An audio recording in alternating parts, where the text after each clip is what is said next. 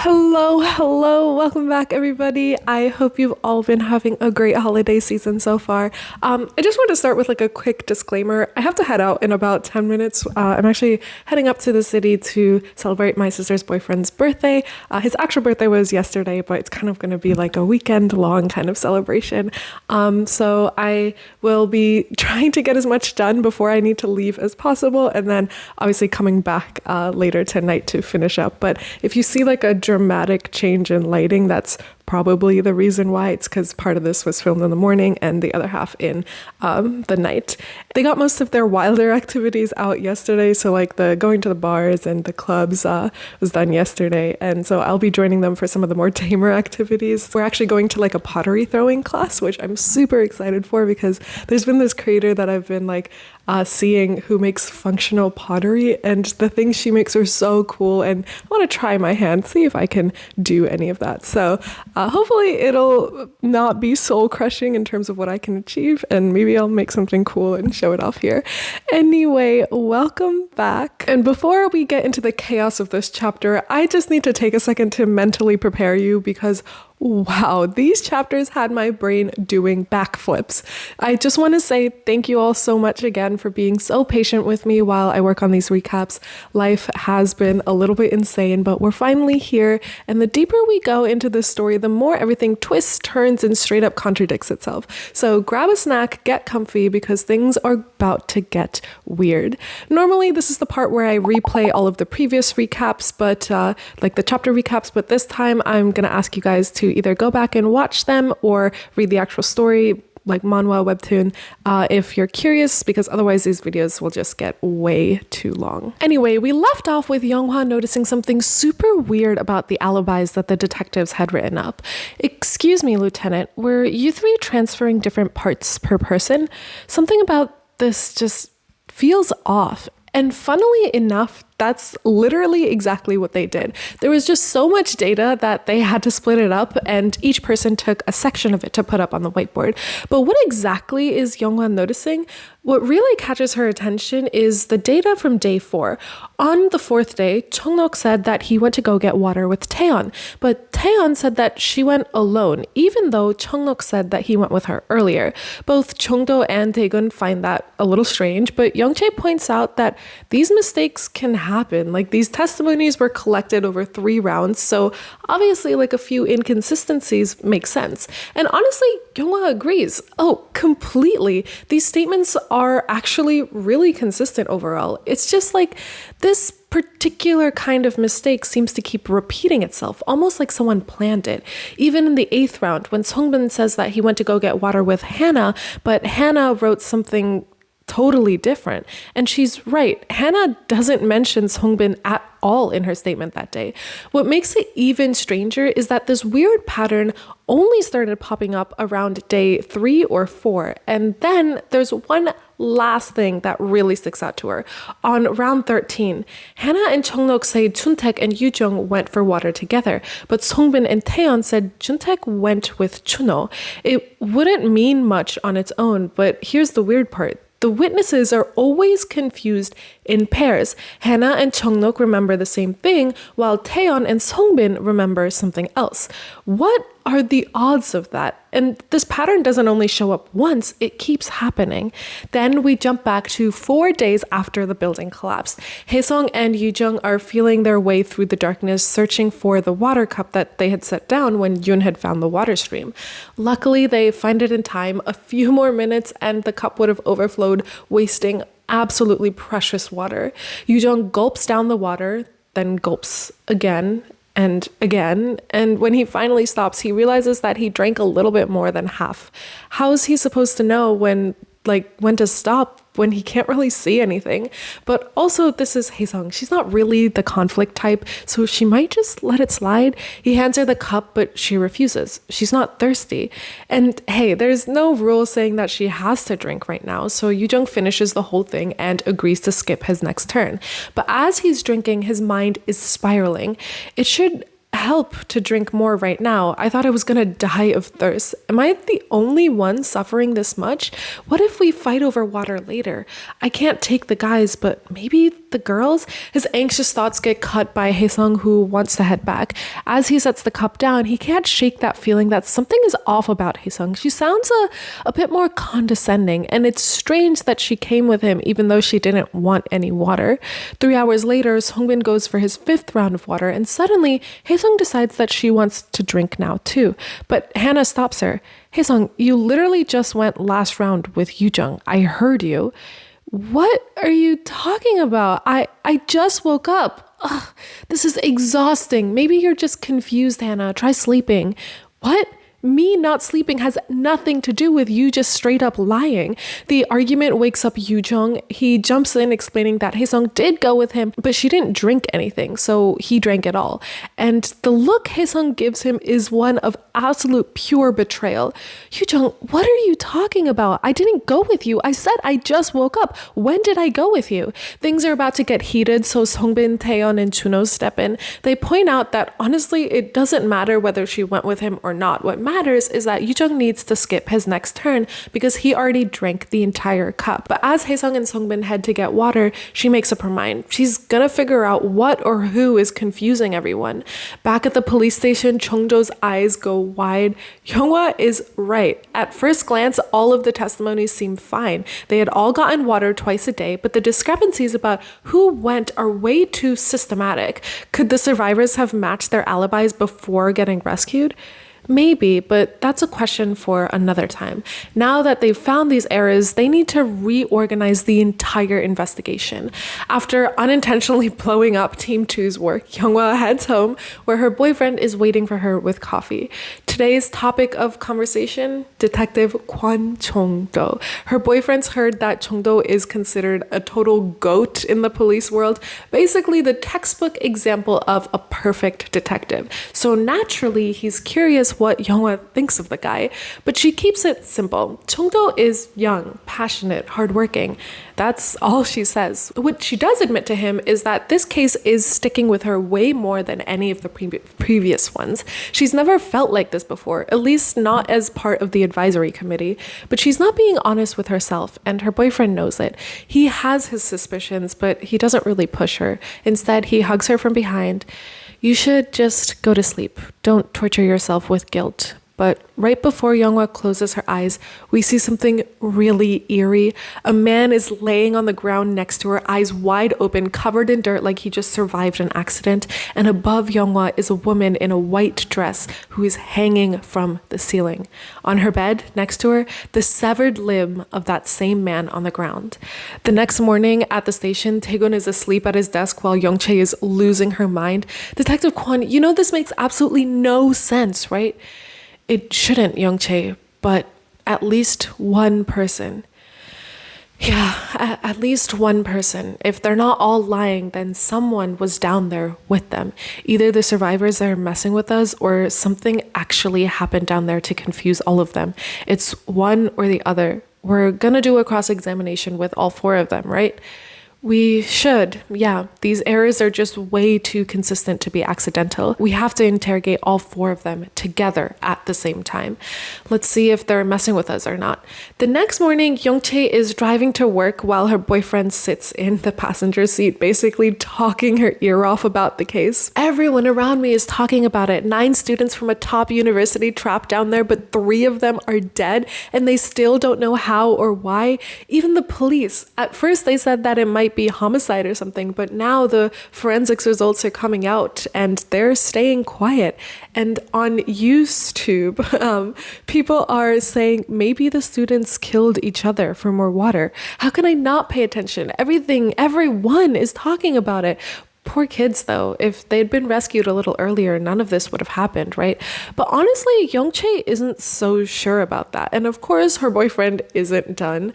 I mean, like, it really feels like fate or something. The building was impossible to get into. Plus, monsoon season hit with nonstop rain. There were extra collapses, too. And the kids were all the way down in the 2nd floor basement, just buried in there. At this point, Youngchae is starting to get a little suspicious about why he even asked for a ride today morning. It really feels like he just wanted some more insider information on the case. But he quickly tries to cover it up, saying something like, how could I not be invested when it's my girlfriend who's working this case? She drops him off at his workplace and basically kicks him out of her car. But right before he walks inside, he turns back around. I didn't see you for days because of your overtime, and this is all I get. Are you working all night again? I hate that bastard Chungdo. I bet his girlfriend hates him too. Girls don't like workaholic guys. They want guys obsessed with them, not their job. Oh, did you see the memes, by the way? The best scenes of the Contra Studio case. There's this influencer who goes to these crime scenes and films every attention-grabbing moment. He live streamed the rescue. They deleted the video, but obviously the screenshots have spread everywhere. The live streamer had filmed paramedics moving the bodies, and the thing that he captured was that the positions of these dead bodies were really weird. Like, their arms and legs were twisted in really unnatural angles. And of course, the comments under the screenshots are going insane. My cousin goes to Seongjong University, and the dead one was popular. He was handsome too. So true. He definitely died from drama. Any pics of his face? He's literally a model on IG. These comments are disgusting. Think about his family. Oh my God, why did he die like that? I can't unsee it. People like you are why this investigation is closed. Shouldn't they go after the construction company first? The building was literally only 2 weeks old. Then go after the government. They changed the construction law. If it was gonna collapse anyway, better earlier than later when it's full of people, right? Anyone seen the unblurred video? His arms and legs were upside down. Didn't they say that everyone was alive at first? Something definitely happened in there. That's messed up. Of course, Young Chae's team had seen all of this. It's kind of pointless. They tried to stop it, but once something hits the internet, it's game over. She already knows that they're going to be in the headlines for a long time. At the police station, the team's whiteboard is covered with photos of the surviving students. Around Cheongnok and Songbin, there's a red box labeled Team A, and on Cheongnok's picture, there are 2 post-it notes. First, to find Kim Yoon and president of the film club. There's also arrows, one pointing to Hannah, labeled childhood friends, and another to Taeyeon, labeled very close. Underneath, with a blue box labeled Team B, are Hannah and Taeyeon. Hannah has no notes, but Taeyeon has 2. First, to find Ko Juno and works at the studio. At the hospital, Cheongnok and Songbin sit together. Songbin is scrolling through his phone while Cheongnok scoffs at the paperwork that the police gave them. This is hilarious. They're basically threatening us with fancy words like witness and reference. And the news, totally useless. Yeah, that's my alarm that went off. So I will be back in a couple seconds to finish this up. A couple seconds for you, a couple hours for me. But thank you for listening, and I will be back in a little bit. Okay, I'm back, and to be completely transparent, I'm in a gigantic food coma as well as a little bit drowsy, but let's finish this thing. This is hilarious. They're basically threatening us with fancy words like witness and reference, and the news? Totally useless. Geez, where are Hannah and Taeyeon? But Songbin is more worried about something else. Cheongnok, you talked to a lawyer, right? What did he say? Meanwhile, in another room, Taeyeon is desperately trying to get Hannah out of bed. We're witnesses, not suspects, Hannah. Cheongnok's lawyer said cross-examining witnesses is normal. We're just giving statements as a team. It'll be fine. Can we please just get on the same page? Hannah doesn't respond, but Cheongnok starts yelling from the doorway. Hey, drop the attitude and get out of bed already. You're not the only one who's frustrated. He starts shaking her, and Taeyeon argues with him for barging into the girls' room without a warning. Hannah finally snaps, Jesus, can't everyone just leave me alone? I just want to be by myself. I can't even sit still without someone yelling at me. I'm upset, okay? Who said we have time to be upset, Hannah? Didn't you watch the news? The police are heading the investigation. We need to talk before we talk to them. Then we shouldn't be together because one of us is the asshole who killed the other 3, Cheongnok. Are you the only one frustrated, Hannah? What did you even do besides complain at the hospital and the studio? Taeyeon and Songbin try to calm them both down, but Hannah keeps going. Talk about what? I don't want to talk, and I don't want to be here. That finally sets Taeyeon off. Why? Because you and Yoon didn't get along? Hannah looks like someone stabbed her as Taeyeon keeps going. When we gave statements, didn't the detective ask about drama or beef? Why do you think he asked that? You didn't tell them you and Yoon had issues, right? I made up with her. You all saw it. And didn't you have problems with Yoon? What? What do you mean, what? He literally took off his shirt for you when you were cold. Remember how he gave it to you as a blanket? We cut back to a flashback from inside the building. Taeyeon was shivering and Chung-nok took off his shirt to cover her. Hannah is clearly using that moment as ammo. Just because I'm his friend and a girl, that doesn't mean it's a drama. In that case, I can assume you and Yoon had issues too, right? But instead of getting mad, Taeyeon actually smiles. Oh, now you want to talk? I swear, someone has to yell at you in order to turn you back on. What are you, a chihuahua? If you've got the energy to scream, you've got the energy to talk. We're all victims, Hannah. It won't hurt to figure things out. So, did everyone finish their alibis? They all wrote down as much as they could remember. They know that there are mistakes. I mean, it's obvious, but it shouldn't matter too much. The police will reconstruct the final version from all 4 of their testimonies. The conversation shifts to the detectives, Kwon Chung-do for the guys and Shin Young-chae for the girls. Chung-nok has some very colorful opinions about Chung-do, and Sung-bin adds fuel to the fire. Actually, he might be worse than you guys think. He's that guy, the one who arrested the serial arsonist at Yongam preschools. I looked it up earlier. He caught the guy before the case went cold. Hannah laughs, so he's hardcore. Don't act out in front of him again. You just got off your cast. He might break your little wrists. They start bickering again before Taeyeon cuts them off. Seriously, you're joking around right now? Do you even realize what this means? A detective like that is in charge of our case. If we don't get our alibis right, we're done for. I agree that we need to talk things through, but is now really the time for jokes? Her shouting and crying makes the hospital staff yell at them, so they all move into Taeyeon's room. She collapses onto the bed in tears, and it takes a moment before Chung-nok finally speaks up. Hey, are you really gonna beat yourself up over this? It doesn't help. I tried. Thinking about the dead just makes it worse. We can't fix it now. They're saying it was just an accident, but did we kill them? What were we supposed to do while the building collapsed? Do you actually think one of us did it? We couldn't even see anything at all. All we did was eat, drink, and go to the bathroom. We didn't have the energy to kill anyone. If this is homicide, it's definitely Chuntaek. That shocks Taeyeon. Chung-nok, don't get personal. He could be rough sometimes, but he wouldn't kill anyone. We can't start turning on each other like this. And then Sung-bin says something extremely strange. But what about that couple? You know, the couple who tried to talk to us from the floor above? Maybe but he gets cut off by an annoyed Hannah. Ugh, so annoying. Did you even read the subpoena? Only our names are on it. Just us 4. Why do they matter? They'll deal with their stuff on their own. We're the only ones being called in right now, so let's just focus on that, please. But there's zero media coverage about that couple. Yeah, because it's a closed investigation now, probably. This time, Chung-nok jumps in to break things up. Geez, we're just throwing ideas around. Either way, forensics and the autopsy results aren't even finalized yet. They're still investigating the crime scene too, I asked during my statement. Then Taeyeon suddenly steers the conversation towards Hyujung. By the way, does anyone actually know what happened to Hyujung? When did he become like that? At some point, he just stopped talking. He didn't even drink water towards the end. And what about Chuntaek? Hannah speaks up. Wait, wasn't he really messed up when they rescued us? Besides him fighting with you, the police said he got hit on the back of the head. He's pretty big, so the only ones who could hurt him like that are either Chuno or you, Chung-nok. You two were the only ones his size. Well, it's definitely not Chuno, since he's dead, and that makes Taeyeon think back to when she found Chuno. She'd freaked out because she'd stepped on something squishy and asked Chuntaek to go check it out with her. But Chuntaek was weirdly calm.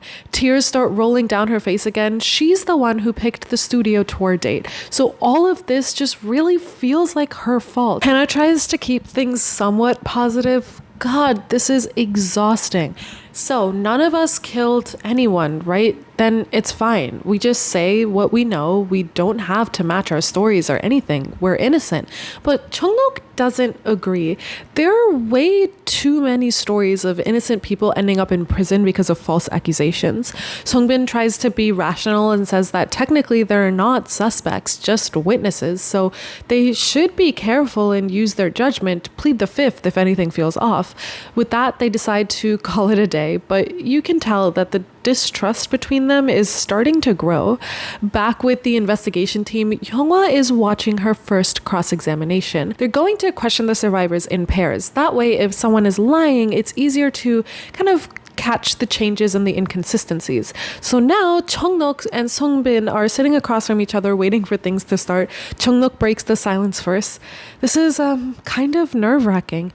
I know, and we literally have no reason to be nervous. Well, whatever they ask, we just say what we know. We're innocent. Yeah, I know, but I'm still nervous. Anyway, do you know how long this is gonna take? No idea, but it feels better doing this at the hospital at least, as long as it's not that one detective. And right on cue, the door slams open and Chongdo walks in. Chongnok can't help but curse under his breath. And then we jump back to 8 days after the Contra Studio building collapsed. Chongnok wakes up needing to use the bathroom. He announces it to everyone half asleep around him, but as he tries to stand up, his whole body is like trembling. It's still pitch black. He's lost count of how many days they've been down there. He's irritated at the rescue team because it's taking forever, and all he can think about is sneaking a drink from the cup of water while everyone else is sleeping. I mean, it's not like they'd know. He stumbles towards the bathroom area, crouches down, and feels around for the hole. Then he touches something wet, and the poor guy absolutely loses his shit. He starts flailing his hand around and screaming about how someone can't aim properly, waking everyone up. And as they start grumbling and calling him insensitive, he makes up his mind. He's just gonna go and drink the water. He heads towards the water collection spot, but stops right before he reaches the cup. His leg hits something that feels like another person. Panicking that someone might have already drunk the water, he tries to shake them awake, but the body is weirdly still. He pokes it again, no reaction, and then he screams. He shouts for everyone to come over to the water station because there's an emergency. When Taeyeon's phone finally lights up the room, everybody freezes. Then chaos erupts. Taeyeon had a phone this whole time and didn't tell anyone. Let that sink in. They start yelling at her, but then her flashlight lands on what Chongnok was actually screaming about. That's how they realize Yoon is dead. And this part is hard to put into words, but the way Yoon was found was anything but normal. She was laying on her stomach, but her neck looked like it'd been twisted like way too many times. Think of wringing out a soaked towel. The easiest way is to twist it over and over and over. And that's what her neck looked like. I can't even imagine seeing that in person.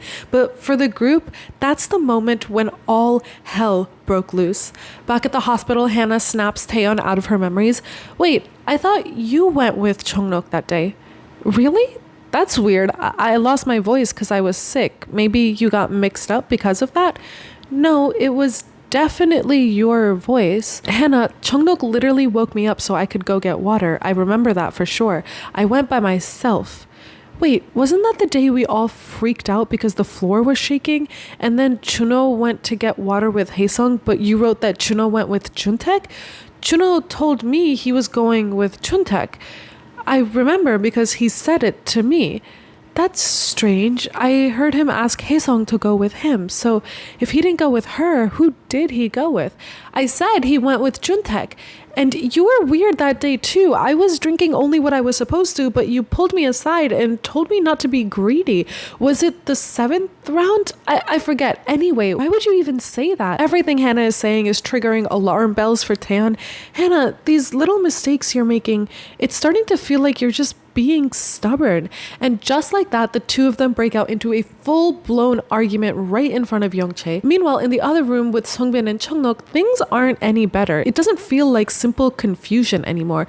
They remember everything clearly, but what they remember is completely different from each other. And the news isn't helping. The case is still plastered everywhere. The rescue team was unaware of the possibility of homicide, so unfortunately, the crime scene was damaged during the rescue. Because of that, the investigation now focuses on collecting statements before the forensics results come in. Now, why did they choose a neuropsychiatrist as an advisory member? It's actually not unusual. Even before profiling existed, psychiatrists contributed to crime scene investigations. But Dr. Chu is unique. She's a survivor in the Mount Songni incident from 23 years ago and has a degree in criminal psychology. In February of 1990X, they don't really state the specific year, during a record-breaking snowstorm, Dr. Chu was trapped in Mount Songni for 10 days, maybe many died back then too. This report is playing on the TV at the restaurant where Chung-do and his team are having lunch, and today their superior is also eating with them. Turns out he was one of the officers who investigated the Mount Songni case back then. Even after all these years, he remembers it so vividly.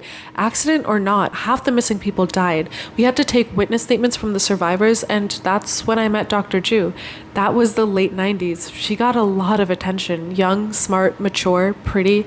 The case was similar to ours too. A group of elite students hiking in Mount Songni in the winter, then snowstorm hits.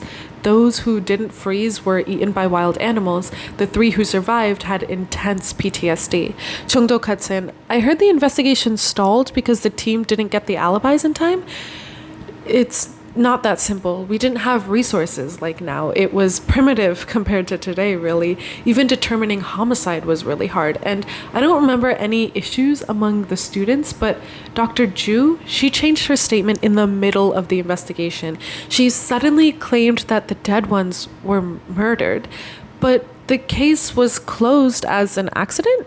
Yeah, people lost interest, so it dragged on until they closed it as accidental deaths. The bodies were so mangled that it couldn't have been humans, blamed it on animals. I always wondered why she said it was murder when nothing suggested it. She was the only survivor who said that for years. Still, imagine going through something like that at 19 and then becoming the director of the National Disease Center. Very impressive. I know the station keeps talking about her because the prosecutors sent her, but use her knowledge. You'll benefit from it. At that, Young-chae shoots Chung-do a look, but their superior catches it and calls her out. Chung-do rubs the back of his neck, just trying to explain. I just don't feel comfortable around Dr. Ju. Young-chae bursts out laughing. She finds it hilarious that he, Chung-do, of all people, feels awkward around someone. He's usually the one making others feel awkward. Even he tries to defend himself, though. He says there's just something a bit unusual about Younghwa. She speaks with like zero filters, especially for a psychiatry advisory member. Some of her bluntness just throws him off. Young-chae teases him again before heading to the bathroom. She's gone for like maybe 2 seconds before her phone starts ringing.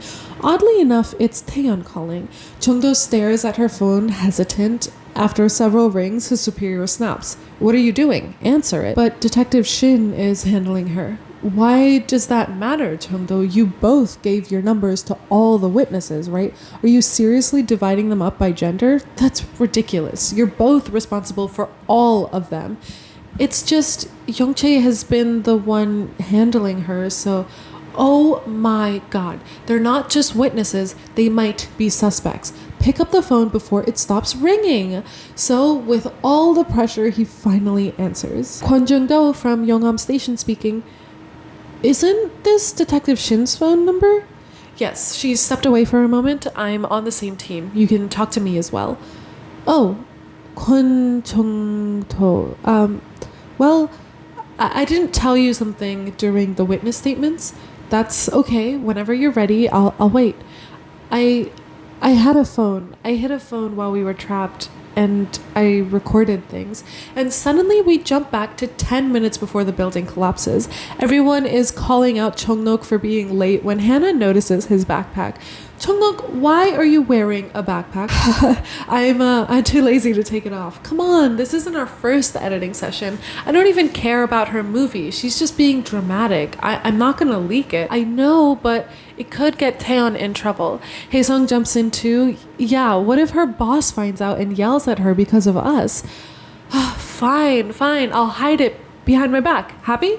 Their bickering gets cut short when Taeyeon slaps her hand on the desk. Guys, my bosses are coming. Sorry it's so late at night.